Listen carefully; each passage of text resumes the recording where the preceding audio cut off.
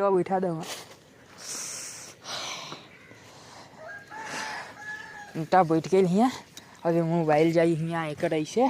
और एक पीछे सामने के ऐसे अभी चल के जाए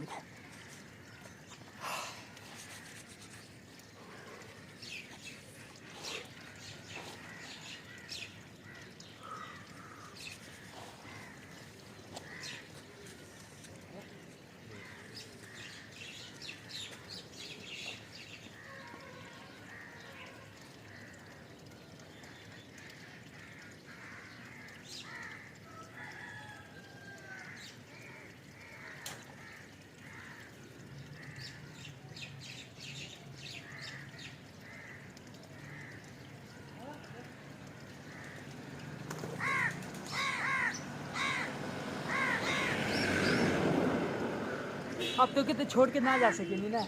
अब तुहू के तो ले ही के जा पड़ी चला